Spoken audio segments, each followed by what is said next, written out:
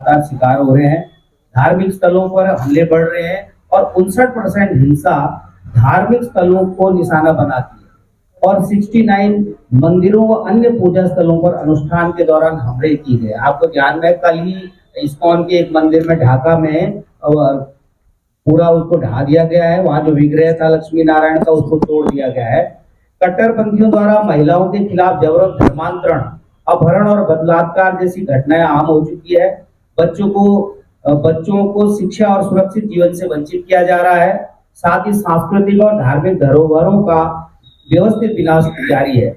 और यह स्थिति देखिए, बांग्लादेश के जो संविधान है उसका भी वॉयलेशन है। उसका जो है उनका जो संविधान के अनुच्छेद 27 है, 28 है, 31 है, 41 और 42 का उल्लंघन है, जो कानून के समक्ष समानता, धार्मिक स्वतंत्रता और संपत्ति के अधिकार की गारंटी देता है। इसके अलावा यह अंतर्राष्ट्रीय कानूनों जैसे सार्वभौमिक मानवाधिकार घोषणा पत्र UDHR 1948 और अंतर्राष्ट्रीय नागरिक और राजनीतिक अधिकार संधि जो ICCPR 1966 है, उसका गंभीर उल्लंघन है।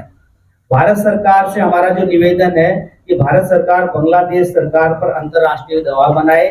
और दूसरा हमारा ये, जिससे कि वहां पर जो अल्पसंख्यक रह रहे हैं और वो कई बार पलायन करते हैं। आपको ध्यान में है 1971 में भी जब बांग्लादेश बना था उस समय भी पलायन हुआ। 1947 में जब देश बना था उस समय भी वहां पर मानवाधिकारों का उल्लंघन हुआ। तो ये घटना सुनियोजित षड्यंत्र है। तो हम भारत सरकार से आग्रह करते हैं कि इस विषय का संज्ञान ले और अंतर्राष्ट्रीय स्तर पर इस विषय को उठाए। और दूसरा, संयुक्त राष्ट्र द्वारा स्वतंत्र जांच आयोग का गठन होना चाहिए, क्योंकि संयुक्त राष्ट्र मानवाधिकार परिषद जो है वो गारंटी देती है कि सभी जो नागरिक हैं विश्व के वो सुरक्षित रहें और उनके जो शांति व्यवस्था सब जगह कायम हो और उनको जीने का अधिकार दे। तो हम संयुक्त राष्ट्र को आग्रह करते हैं, उन पर हम निवेदन करते हैं कि वो एक इस पर UNHRC जो है एक स्वतंत्र आयोग बनाए।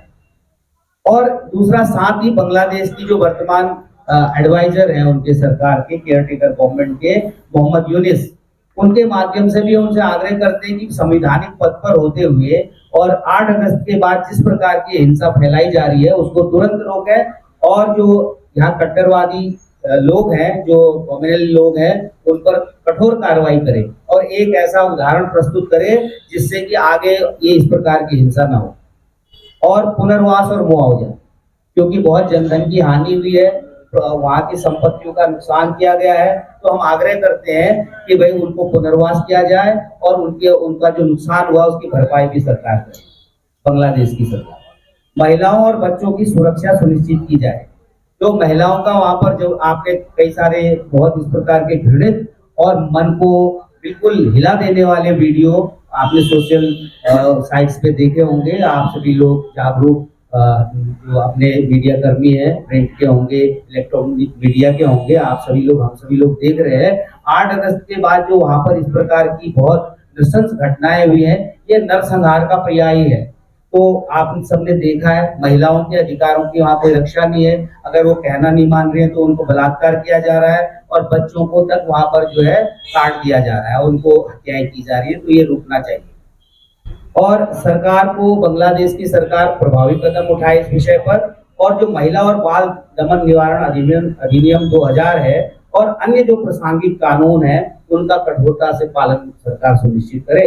तो हम जो वहाँ के अल्पसंख्यक हैं उनके हितों की रक्षा के लिए, क्योंकि देखिए अन्याय कहीं पर भी हो दुनिया में, विश्व में, जगत में, तो उसके लिए जो जागरूक नागरिक हैं उनको बिल्कुल निश्चित रूप से आवाज उठानी चाहिए, आवाज बुलंद करनी चाहिए। तो हमारे, जैसे मैंने पूर्व में भी आपको सूचित किया, 10 तारीख को दिसंबर 10 बजे से अपने रामलीला मैदान में विभिन्न संगठनों द्वारा, जी हाँ, MBPG कॉलेज में ग्राउंड है, MBPG इंटर कॉलेज का जो ग्राउंड है वहां पर जो है अपनी एक विशाल जनसभा होगी और ज्ञापन राष्ट्रपति महोदय को भेजा जाएगा।